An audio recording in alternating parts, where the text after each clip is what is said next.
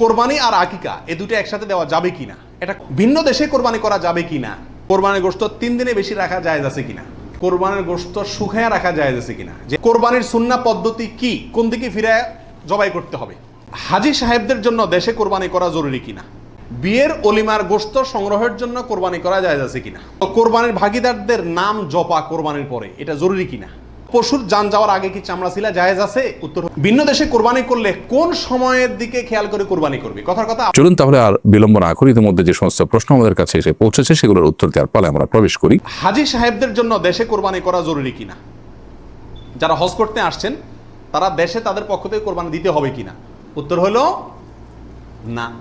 হাজী সাহেবরা যারা আসছেন তারা হজ করতে এসে হজের পরে তারা দমের শকর দিচ্ছেন, শুকরিয়া স্বরূপ যে দম দিচ্ছেন যেটাকে আমরা কোরবানি বলি, এখানে দিচ্ছেন, তাদের জন্য দেশে তাদের পক্ষ থেকে আর কোরবানি দেওয়া কিনা জরুরি না। তাছাড়া তারা মুসাফির অবস্থায় মুসাফির ব্যক্তির জন্য কি দিতে হয় না, কোরবানি দিতে হয় না। বিয়ের অলিমার গোশত সংগ্রহের জন্য কোরবানি করা জায়েজ আছে কিনা, আমাদের দেশে উল্লেখযোগ্য সংখ্যক বিয়ে হয়ে থাকে কোরবানিদের পরে। আপনারা খেয়াল করবেন, আগদ হয়তো আগে পরে হয়, খাওয়ান দাওয়ানের অনুষ্ঠান হয় কোরবানিদের পরে। আল্লাহ মাফ করুক, কোরবানির সময় তো গরু একটা এমনি জবাই করা লাগে, তো ওই সময় যদি অলিমার অনুষ্ঠানটা বা বৌভাতের অনুষ্ঠানটা করা যায় তাহলে তো ওই গোশত দিয়েই সারা যায়, গোশতের টাকাটা বেঁচে যায়। যদি কারোর এরকম উদ্দেশ্য থাকে তাহলে সেক্ষেত্রে তার কোরবানি হবে না। আর যদি কেউ মনে করে যে না ঈদের পরে সবাইকে পাইতে সুবিধা হয় সেজন্য ওই টাইমটাতে করতেছি, অথবা আপনার কোরবানি করলাম অলিমার জন্য আলাদা গরু জবাই করলাম, অথবা আপনার কোরবানির গোশত অলিমার জন্য করি না, আমি অলিমা করলেও একটা গরু দেই, অন্য বছর না থাকলেও একটা গরু আল্লাহর জন্য দেই, এরকম যদি কেউ থাকে তাহলে তার জন্য জায়েজ আছে।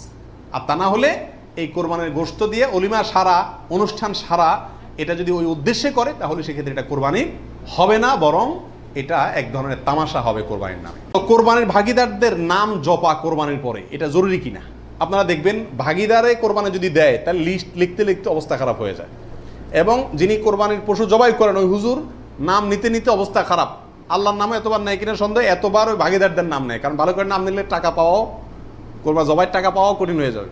তো এটা জরুরি কিনা, উত্তর হলো এটা মুস্তাহাব। কোরবানি করার পরে আল্লাহুম্মা তাকাব্বালহু মিন ফুলান ফুলান ফুলান, আল্লাহ এটাকে অমুকের পক্ষ থেকে নাম ধরে তাদের পক্ষ থেকে কবুল করুন, এরকম বলাটা মুস্তাহাব, উত্তম। রাসূল আকরাম সাল্লাল্লাহু আলাইহি ওয়াসাল্লাম নিজেও বলেছেন আল্লাহ এটা আমার পক্ষ থেকে কবুল করেন, এটা আমার উম্মতের পক্ষ থেকে কবুল করেন, আমার পরিবার এটা আমার উম্মতের পক্ষ থেকে। তাহলে এভাবে সবাইয়ের পক্ষ থেকে কোরবানি যে কয়জন দিচ্ছে তাদের পক্ষ থেকে কোরবানি হচ্ছে এই কথাটা, এবং তাদের পক্ষ থেকে আল্লাহ কবুল করেন, এটা বলাটা উত্তম, মুস্তাহাব কিন্তু কিনা। কোনো কারণে যদি এটা কেউ বলতে ভুলেও যায়, নিয়ত যেহেতু আছে আল্লাহ জানেন, অতএব কি হয়ে যাবে, কোরবানি হয়ে যাবে। ভিন্ন দেশে কোরবানি করা যাবে কিনা, আপনি এই দেশে আছেন, আপনার কোরবানি দেশে আপনার পক্ষ থেকে হলো, এটা জায়েজ আছে কিনা, উত্তর হলো আছে।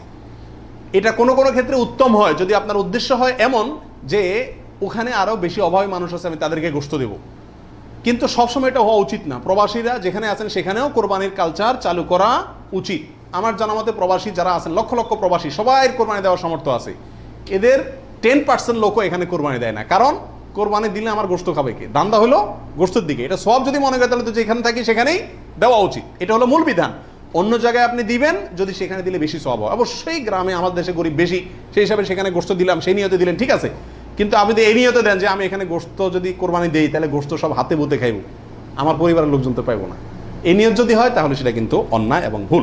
কোরবানি আর আকিকা এ দুটো একসাথে দেওয়া যাবে কিনা, এটা কমন প্রশ্ন আমাদের সমাজে। এর উত্তর হলো অনেক উলামায়ে কেরামের মতে দেওয়া যাবে, ফতোয়া শামী ইত্যাদিতে তাই লেখা আছে যে দেওয়া যাবে কোরবানি আর আকিকা একসাথে একই গরুর মধ্যে। আর অনেক উলামায়ে কেরামের মধ্যে দেওয়া যাবে না। এর ভিতরে আপনার পাকিস্তানের খুব নামকরা মুফতি ছিলেন মুফতি রশিদ আহমদ রাহিমাহুল্লাহ, আহসানুল ফতোয়ার লেখক। তিনি হানাফি মাযহাবের বড় উলামায়ে কেরামের মধ্যে থেকে তিনি কঠোরভাবে এর বিরুদ্ধে করেছেন এবং বলেছেন কোন অবস্থাতেই কোরবানি আর আকিকা একসাথে মিক্স করা যায় না, উচিত না, কারণ কোরবানি একটা ইবাদত, আকিকা আরেকটি ইবাদত। আর তাছাড়া গরু এক অংশে একাধিক ব্যক্তি দিতে পারবে, এটা কোরবানির ক্ষেত্রে নবী সাল্লাল্লাহু আলাইহি ওয়াসাল্লাম বলছেন, আকিকার ক্ষেত্রে বলেন নাই। সেই জন্য কোরবানি এবং আকিকা পৃথক হওয়া উচিত। একই দিনে হতে পারে কিন্তু গরুর অংশে কোরবানির না, এই আকিকার কারণ নামের অংশ থাকা উচিত না। এই মতটা বেশি শক্তিশালী এবং বেশি সতর্কতামূলক। ভিন্ন দেশে কোরবানি করলে কোন সময়ের দিকে খেয়াল করে কোরবানি করবে। কথার কথা, আপনার কোরবানি দেশে হচ্ছে, তো এখানে যদি একদিন আগে পরে চাঁদ দেখা দেখি হয়, টাইম আগে পরে হয়, তাহলে কোন হিসাবে করবে? আপনার সময় না তাদের সময়? আপনার কোরবানি কিন্তু। এর উত্তর হলো, যেই দেশে কোরবানি হচ্ছে, পশু যেখানে আছে সেখানকার সময় দেখে কি করতে হবে? কোরবানি করতে হবে। আপনার এখানে ঈদের নামাজ হয়েছে কি হয় না সেটা দেখা দেখির দরকার নাই। কোরবানির গোশত 3 দিনে বেশি রাখা জায়েজ আছে কিনা? উত্তর হলো জায়েজ আছে। 3 দিনে বেশি রাখা যাবে না এমন কোনো কথা নাই। কোরবানির গোশত শুকায় রাখা জায়েজ আছে কিনা? যে এলাকায় ফ্রিজ নাই তারা শুকায় রাখতে পারবে কিনা? অনেকে বলেন আমাদের দেশে যে কোরবানির গোশত কি কারণ যায় না, শুটকি বানানো যায় না, এতে গরুর কষ্ট হয়, পশুর কষ্ট হয় বা গুনাহ হয়। এগুলা মন গড়া কথাবার্তা, এটা সঠিক নয়। বরং যে কোনোভাবে আপনি চাইলে কি করতে পারবেন? গোশত রাখতে পারবেন। পশুর জান যাওয়ার আগে কি চামড়া ছিলা জায়েজ আছে? উত্তর হলো না, কঠোরভাবে নিষেধ। আমাদের দেশে কসাইরা এবং যারা চামড়া ছিলে নিজেরা অনেক সময় দেখা যায় জান এখনো পুরো বাইর হয় না, রু বাইর হয় না, তার আগেই ওই পায়ের রগ কাটা শুরু করে, চামড়া ছিলা শুরু করে, পুরো নাড়াছাড়া করে। এটা জায়েজ নাই, এটা গুনাহের কাজ। আপনি কোরবানি করছেন ইবাদত, অথচ গুনাহ হচ্ছে সাথে। নবী সাল্লাল্লাহু আলাইহি ওয়াসাল্লাম বলেছেন, ইন্নাল্লাহা কাতাবাল ইহসান আলা কুল্লি শাই, আল্লাহ সব বিষয়ের প্রতি ইহসান করার নির্দেশ করেছেন।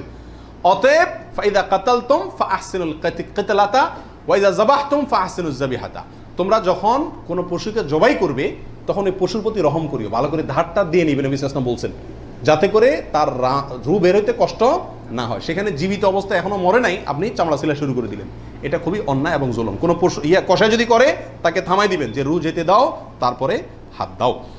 কোরবানির সুন্নাহ পদ্ধতি কি? কোন দিকে ফিরে জবাই করতে হবে? এর উত্তর হলো, কোরবানির সুন্নাহসম্মত পদ্ধতি হলো পশুকে মাথা দক্ষিণ দিকে দিয়ে পাও কেবলামুখী করে তারপরে বিসমিল্লাহি আল্লাহু আকবার বলে কি করতে হবে? জবাই করতে হবে। জবাই করার ক্ষেত্রে সাধারণত পশুর কানকে গলার দিকে টেনে ধরলে যে জায়গায় এসে কান থামে, ওই জায়গা বরাবর যদি ছুরি চালানো হয় তাহলে খুব দ্রুত পশুর জবাই হয়ে যায়, কষ্ট কম হয়, হাঁটি টাটির উপরে যায় না সাধারণত। বাকি এই জায়গাটা ধরে যেখানে হাড্ডি নেয় সেখানে ছুরি চালানো এবং পশ্চিম দিকে ফিরিয়ে দক্ষিণমুখী করে করা। যদি কেউ অন্য কোনো দিকে ফিরে করে ফেলে তাহলেও তার কোরবানি হয়ে যাবে, কিন্তু এটা সুন্নাহর খেলাফ হলো। রাসূল আকরাম সাল্লাল্লাহু আলাইহি ওয়াসাল্লাম থেকে এভাবে কোরবানি করাটাই প্রমাণিত আছে।